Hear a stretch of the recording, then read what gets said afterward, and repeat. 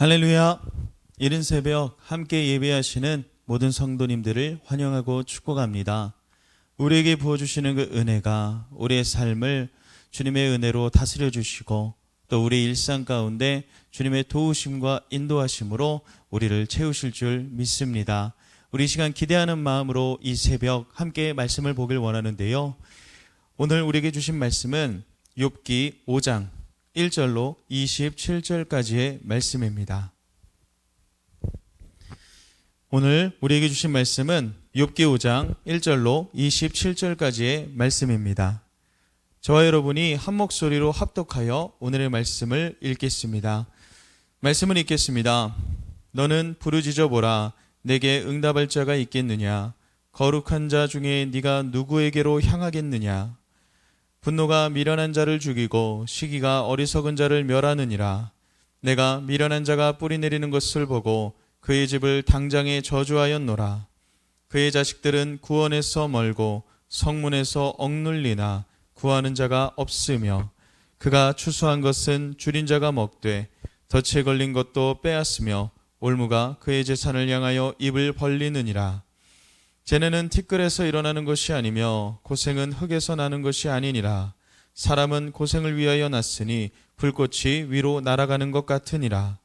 나라면 하나님을 찾겠고 내 일을 하나님께 의탁하리라. 하나님은 헤아릴 수 없이 큰 일을 행하시며 기이한 일을 셀 수 없이 행하시나니 비를 땅에 내리시고 물을 밭에 보내시며 낮은 자를 높이 드시고 애곡하는 자를 일으키사 구원에 이르게 하시느니라. 하나님은 교활한 자의 계교를 꺾으사 그들의 손이 성공하지 못하게 하시며 지혜로운 자가 자기의 계략에 빠지게 하시며 간교한 자의 계략을 무너뜨리심으로 그들은 낮에도 어두움을 만나고 대낮에도 더듬기를 밤과 같이 하느니라. 하나님은 가난한 자를 강한 자의 칼과 그 입에서 또한 그들의 손에서 구출하여 주시나니 그러므로 가난한 자가 희망이 있고 악행이 스스로 입을 다무느니라. 볼지어다 하나님께 징계받는 자에게는 복이 있나니 그런즉 너는 전능자의 징계를 업신여기지 말지니라. 하나님은 아프게 하시다가 싸매시며 상하게 하시다가 그의 손으로 고치시나니 6가지 환난에서 너를 구원하시며 7가지 환난이라도 그 재앙이 내게 미치지 않게 하시며 기근 때의 죽음에서 전쟁 때의 칼의 위협에서 너를 구원하실 터인즉 네가 혀의 채찍을 피하여 숨을 수가 있고 멸망이 올 때에도 두려워하지 아니할 것이라. 너는 멸망과 기근을 비웃으며 들짐승을 두려워하지 말라. 들에 있는 돌이 너와 언약을 맺겠고 들짐승이 너와 화목하게 살 것이니라. 네가 네 장막의 평안함을 알고 내 우리를 살펴도 잃을 것이 없을 것이며 내 자손이 많아지며 내 후손이 땅의 풀과 같이 될 줄을 네가 알 것이라. 네가 장수하다가 무덤에 이르리니 마치 곡식단을 제때에 들어올림 같으니라. 볼지어다 우리가 연구한 바가 이와 같으니 너는 들어보라. 그러면 네가 알리라. 아멘. 오늘 말씀을 보면 욥의 친구 엘리바스가 4장에 이어서 5장에서도 왜 욥이 고난을 당하는지 그 고난을 왜 겪게 되는지에 대해서 변론과 훈계를 이어가는 것을 볼 수 있습니다. 본문 1절로 7절까지의 말씀을 통해서 엘리바스는 욥이 고난당하는 이유를 설명하고 있는데요. 그것이 바로 죄 때문이다 라고 이야기하는 것이지요. 6절과 7절의 말씀입니다. 재난은 티끝에서 일어나는 것이 아니며 고생은 흙에서 나는 것이 아니니라. 사람은 고생을 위하여 났으니 불꽃이 위로 날아가는 것 같으니라. 아멘. 결코 우리가 당하는 이 고난이 그냥 일어나는 것이 없다라는 말인 것이죠. 재난과 고난이 티끌과 흙에서 우연히 생겨나는 것이 아니라 반드시 그 원인이 있기 때문에 결과로 나타나는 것이고 불꽃이 위로 날아가는 것과 같이 마치 자연의 법칙이듯 사람이 고난을 겪는 것 또한 죄의 필연적인 결과다라는 말인 것입니다. 욥이 죄를 저질렀기 때문에 고난을 겪는 것이다. 누구에게 호소를 한다 해도 그 죄가 해결되지 않는 한 그 누구도 도와줄 수 없다. 공경에서 벗어날 수 없다. 그러니 어리석고 미련한 원망이나 분노를 그칠 것을 훈계하고 이야기하는 것입니다. 이것이 욥의 고난을 바라보았던 친구인 그 엘리바스의 논리이자 시선이었던 것이지요. 이어서 8절과 16절에서 엘리바스는 욥이 그 고난에서 벗어날 수 있는 해결책을 제시하고 있습니다. 그 해결책은 회개입니다. 즉 하나님을 찾고 그분께 돌아가는 것이지요. 8절입니다. 나라면 하나님을 찾겠고 내 일을 하나님께 의탁하리라. 아멘. 하나님을 찾고 하나님께 모든 것을 의탁해야 하는 것은 고난 중에 있든 평안하든 인간이 우리를 부르신 그 주님 앞에 마땅히 보여야 하는 반응인 것입니다. 그런데 엘리바스는 여기에 나라면이라는 말을 덧붙이는 것이죠. 내가 만일 너의 입장이라면, 내가 만약 너와 같은 일을 겪고 있다면 나는 이렇게 할 것이다 라는 것이죠. 이 말 속에서 욥의 입장에서 욥의 고난을 깊이 이해하고 공감하며 함께 아파하는 그런 마음보다는 엘리바스 자신이 욥보다 낫다는 우월적 위치에서 충고하는 듯한 그 마음이 숨겨진 것을 발견할 수 있는 것이죠. 어쩌면 우리가 많이 이야기하는 교만한 모습을 발견하게 되는 것입니다. 누군가에게 조언을 하고 또 누군가를 상담할 때에 과연 우리는 상대방의 입장을 깊이 이해하고 공감할 뿐만 아니라 겸손함으로 그 마음을 헤아리기 원하고 그 음성에 귀 기울이기 원하는 사랑의 마음으로 접근하고 있는가라는 것을 돌아보게 된다는 것입니다. 여러분, 누군가에게 조언하는 것을 즐겨하는 사람이 있습니다. 누군가에게 해답을 제시하는 것을 기뻐하는 사람이 있습니다. 하지만 우월적인 위치에서 무언가를 베푸는 그 행위가 아니라 깊은 이를 바탕으로 공감하며 순종함으로 겸손함으로 그 인생을 중보하는 마음으로 대화를 이어가는 것, 그것이 예수님께서 우리에게 행하셨던 방법 아니냐라는 사실이지요. 일방적인 훈계와 사랑과 긍휼을 동반한 공감은 분명 다를 것입니다. 엘리바스는 욥에게 이 고단에서 벗어날 수 있는 해결책인 죄를 해결하는 법, 다시 말해 하나님을 찾고 그분께 삶을 의탁하라는 말을 전하면서 더불어 하나님이 어떤 분이신가에 대해서 9절로 16절까지를 통해서 설명하고 있습니다. 하나님은 측량할 수 없는 큰 일을 행하시고 생명의 원천인 비와 물을 공급하시며 낮은 자와 슬퍼하는 자, 또 가난한 자를 세우시고 악한 자를 꺾으시는 분이다 라고 이야기하는 것이죠. 그리고 5장 마지막 단락에서 엘리바스는 하나님이 어떤 분이신지를 좀 더 구체적으로 설명하고 있습니다. 18절로 20절의 말씀인데요, 이 말씀을 세번역 성경으로 읽어보면 이렇습니다. 하나님은 찌르기도 하시지만 싸매어 주시기도 하십니다. 상하게도 하시지만 손수 낫게 해주십니다. 그는 6가지 환난에서도 너를 구원하여 주시며 7가지 환난에서도 재앙이 내게 미치지 않게 해주시며 기근 가운데에서도 너를 굶어 죽지 않게 하시며 전쟁이 벌어져도 너를 칼에서 구해 주실 것이다 라고 기록하고 있는 것이죠. 하나님이 어떠한 분이심을 설명했습니다. 그리고 이 언급 후에 엘리바스는 이 장의 결론으로 하나님의 징계를 거절하지 말고 잘 받아들여 회개하면 반드시 회복하게 될 것이다 라고 이야기하지요. 그리고 그것을 어떻게 확신할 수 있는가에 대해 이렇게 언급합니다. 27절입니다. 볼지어다 우리가 연구한 바가 이와 같으니 너는 들어보라. 그러면 네가 알리라. 엘리바스는 그 자신을 포함한 여러 사람의 경험과 그 연구를 통해 얻은 결론이다 라고 이야기하는 것이죠. 그러므로 욥은 이 결론을 명심해서 듣고 이행해야 한다는 것이 엘리바스의 주장인 것입니다. 이 경험적 지식이 엘리바스에게는 자신의 주장을 뒷받칠 만한 절대적인 근거였다라는 것을 보게 되는 것입니다.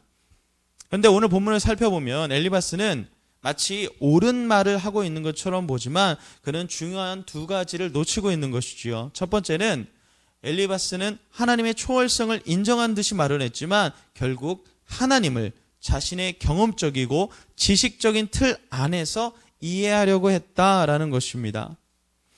하나님은 그 무엇으로도 제한받거나 판단받으실 수 있는 분이 아니십니다. 하나님은 수많은 경험 속에 또 자연의 법칙 속에 갇혀 계신 분이 아니신 것이죠. 인간의 지각이나 자연을 초월해 역사하시고 섭리하시고 인도하시는 분이 바로 우리 하나님이신 것입니다.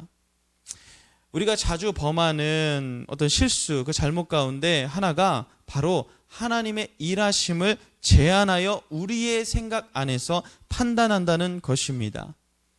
우리의 경험으로, 우리의 지식으로, 하물며 우리의 신앙의 연륜으로 하나님을 또는 하나님의 일하심을 어떠하다라고 규정한다는 것이지요. 엘리바스는 고통의 원인을 죄에서만 찾았습니다.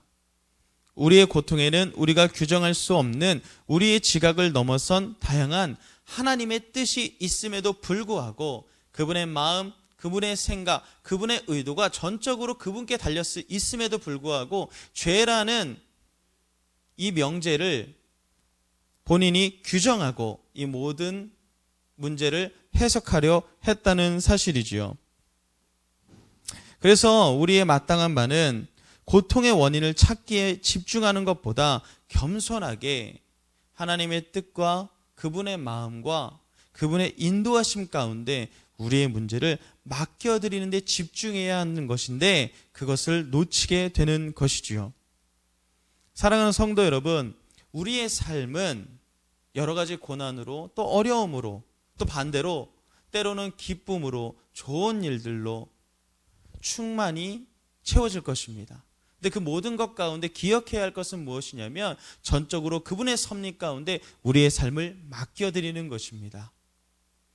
그곳에 우리의 생각과 우리의 연륜을 근거하여 기뻐하거나 우리의 고집과 우리의 경험을 근거하여 낙심하는 것이 아니라 오로지 주님의 선하신 뜻을 구하며 그분의 인도하심 가운데 전적으로 믿음으로 반응하는 것, 그것이 주님께서 요구하셨던 우리 삶의 태도인 것이지요. 주님이 일하시도록 우리의 마음을, 우리의 가능성을, 우리의 문제들을 맡겨드리는 것입니다. 이어서 두 번째 엘리바스가 간과한 것은 바로 이 주님의 시선을 놓친 것입니다. 주님의 시선을 갖지 못한 것이지요. 주님의 긍휼함으로 상대를 바라보지 못했던 것입니다. 늘 바른 소리가 어떤 그럴듯한 논리가 인생을 움직이는 것이 아닙니다. 어쩌면 이 바른 소리보다 주님의 시선이 닿아 있는 그 영혼을 향한 긍휼함이, 그 존중하고 사랑하는 마음이 그 인생을 변화시키고 회복시킨다는 사실이지요. 주님의 시선이 영혼에게 닿아 있듯이 우리의 시선을, 우리의 관심을 영혼에게 돌려 주님이 보여주셨던 것처럼 겸손을 구하며 사랑을 행하며 화합을 도모하며 전진해야 한다는 것입니다. 그럴 때에 주님의 지혜와 그 긍휼이 우리의 생각과 마음 속에 스며들어서 상대방에게도 흘러 들어가는 것이지요. 그것이 지혜이고 조언이고 충고 아니겠습니까? 주님께서 우리 모두의 삶을 은혜로 지도하시고 헤아릴 수 없는 섭리 가운데 우리의 삶을 이루어 가시는 그 과정 가운데 동참하는 것입니다. 당신의 삶이 주님 손에 맡겨졌을 때 그렇게 복받은 길로 들어서실 겁니다. 응원하고 위로하고 선포해 주는 것이죠. 너의 삶의 문제는 너의 죄로 인함이야. 너의 삶의 문제는 이러해서 이렇게 된 거니까 이렇게 해결해야 돼 라는 논리적인 접근이 아니라 주님이 그러하셨듯이 사랑으로, 긍휼로 마음을 쏟으며 그 인생 가운데 다가가야 된다는 것이죠. 사랑하는 성도 여러분, 우리 삶에 많은 문제가 있습니다. 욥의 입장이 되어보는 것입니다. 내가 무엇을 잘못했지 고민할 수도 있지요. 어쩌면 아무 잘못 없는 것 같아서 억울할 수도 있습니다. 하지만 우리가 기억해야 될 삶의 태도는 우리의 문제를 바르게 해석하는 것도 있겠지만 그보다 먼저 주님의 시선이 우리의 인생 가운데 머물고 계시다는 사실을, 주님의 손에 맡겨진 인생이 가장 아름답게 다루어진다는 사실을 믿음으로 순종하고 선포하며 따라가는 것인 줄 믿습니다. 그리고 우리 주변에 어려움을 겪고 있는 많은 지체들이 있습니다. 주님이 그 지체들을, 그 영혼들을 사랑하셨다는 사실을 잊지 마시기 바랍니다.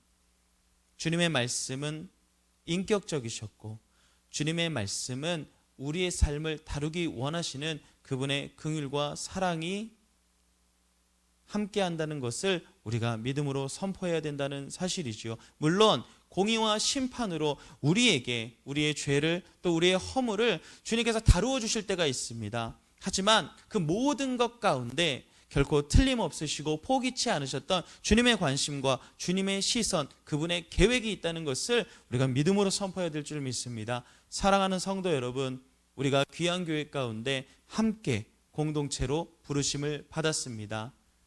예수님이 우리에게 친구 되어 주셨던 것처럼 우리가 믿음의 친구들을 얻게 되었습니다. 간절히 바라기는 우리의 연합을 통하여서, 이 교회 공동체를 통하여서 주님이 주시는 은혜를 누리며 복음을 나누고 전수하는 아름다운 공동체로 든든히 세워져 갈 수 있기를 간절히 소원합니다. 우리 시간 기도하겠습니다. 주님, 우리의 경험과 우리의 지식과 우리의 생각과 어쩌면 우리의 신앙의 연륜을 의지했던 우리의 교만을 내려놓습니다. 주님의 섭리와 하나님의 인도하심 가운데 우리의 삶을 맡겨드리게 하시고, 우리가 관계하는 모든 교우 가운데, 이 복음의 공동체 가운데 주님의 인도하심을 구하며 주님께 순종하며 말씀의 은혜를 공유하는 거룩한 은혜를 허락하여 주시옵소서. 우리 이런 마음으로 함께 기도하시고 자유롭게 기도하시다가 일상으로 돌아가시면 되겠습니다. 함께 기도하겠습니다.